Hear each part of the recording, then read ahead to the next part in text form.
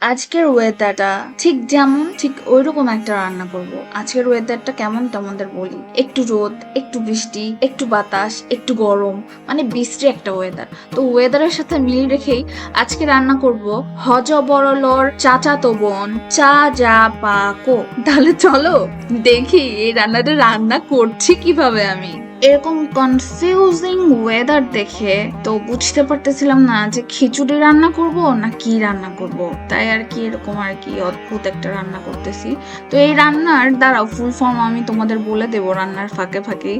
তাহলে চলো রান্নাটা করি। রান্নাটা করার প্রথমে দেখতে পেলে যে আমি তেল দিয়ে নিয়েছি, নর্মাল তেলই দিয়েছি, একটু অলিভ অয়েল মেশানো ছিল আমার এই হোয়াইট অয়েলের সাথে। তো বাটিতে দেখতে পেলে এক পাশে চিকেন কেটে রেখেছি কিউ করে, আর এক পাশে চিংড়ি মাছ কেটে রেখেছি। তো প্রথমে আমি চিকেনটাকে দিয়ে দেব এবং চিকেনের যে ময়েশ্চারটা আছে সেটাকে ইভাপোরেট করে নেব, অ্যান্ড দেন আমি অ্যাড করে দিচ্ছি আমাদের চিংড়ি। আজকে এই চিংড়িটা হরিণা চিংড়ি, সামুদ্রিক চিংড়ি, এই জন্য দেখতে একটু লাল লাল।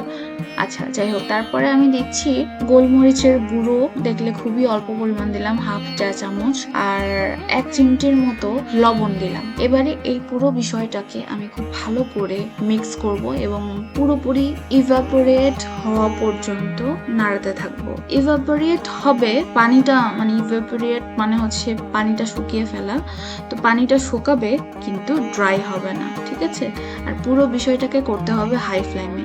চিকেন আর চিংড়িগুলোকে তুলে নিয়ে এবারে আমি প্রথমে তাওয়াতে দিয়ে দিচ্ছি রসুন কুচি। এটাকে একটুখানি সতে করে নিয়ে, মানে কাঁচা ভাবটা একটু মরে গেলে তারপরে আমি পেঁয়াজটাকে দিব। পেঁয়াজটাও আমি ওরকম ভাবেই ভাজবো যাতে কাঁচা ভাবটা শুধু কোনো রকম যায় আর একটু ট্রান্সপারেন্ট হয়ে আসে, কোনো রকমের কালার আনবো না আমি। এবারে আমি দিয়ে দিচ্ছি 1 চা চামচ পরিমাণ কাঁচা মরিচ কুচি।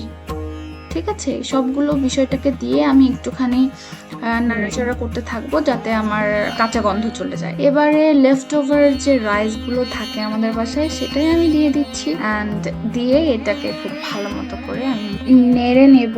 আর যদি দলা থাকে কোনো রকমের, সেই দলাগুলো একটু স্প্যাচুলা দিয়ে প্রেসার দিয়ে ভাঙিয়ে দেব। দিয়ে এটাতে এবারে আমি গোলমরিচের গুঁড়ো হাফ চা চামচ এবং লবণ স্বাদ মতো দিলাম। তারপরে দেব 1 চা চামচ পরিমাণ ভিনেগার। সেটা সাদা ভিনেগার হতে পারে, তুমি চাইলে অ্যাপেল সিডার ভিনেগারও দিতে পারো, ইটস আপ টু ইউ। এই যে ভাতের ভেতরে কালো গোলমরিচের গুঁড়ো এবং লবণ দিয়ে দিলাম, যে এটা দিয়ে যে নেড়ে নিলাম, এটাকে বলে রাইস সিজনিং।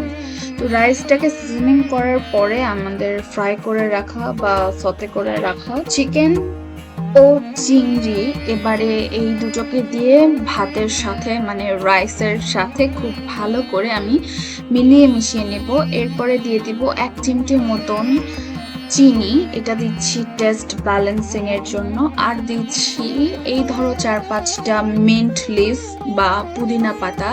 ওই যে শুরুর দিকে বলছিলাম হজ বড়লর চাচাতো বোন চা যা বাকো, তো সেটার মিনিংটা চাতে চাইনিজ, যাতে জাপানিজ, বাতে বাংলার ভাত, কতে কোরিয়ান রান্নার স্টাইল। তো সবগুলো মিলিয়ে আজকে আমাদের এই চা যা বাকো। তো অনেক মজা হলো, অনেক আড্ডা হলো, গল্প হলো, রান্না তো হলোই। এই রান্নাটা তোমরা স্পেশালি খেতে, নো রুলস নো রেগুলেশন, কিন্তু খেতে কিন্তু ভীষণ মজা। তো আজকের মতো এতটুকুই। দা ফারিহা ইউটিউব চ্যানেলটাকে সাবস্ক্রাইব করে দিও, আর দা ফারিহা পেজকে লাইক এন্ড ফলো করে দিও, আর এই ভিডিও একটা লাইক করে দিও। এবং এখন কিন্তু আমি দিয়ে দিচ্ছি সাদা তিল। ব্যাস, এই তো আজকের মতো আমাদের এই রান্নাটা হয়ে গেছে। এবং সিম্পলি কানের কোনায় যেভাবে জবা ফুল গুজে দেই, সেরম ভাবে একটা মিন্ট লিফ আমি ভাতের মাঝখানে দিয়েছি, আর সাথে দিয়েছি একটু লেবু। এভাবে চাইলে তোমরা সাজিয়ে পরিবেশন করে সুন্দর করে খেতে পারো। আজকের মতো এতটুকুই। ভালো থেকো, দা ফারিহার সাথেই থেকো।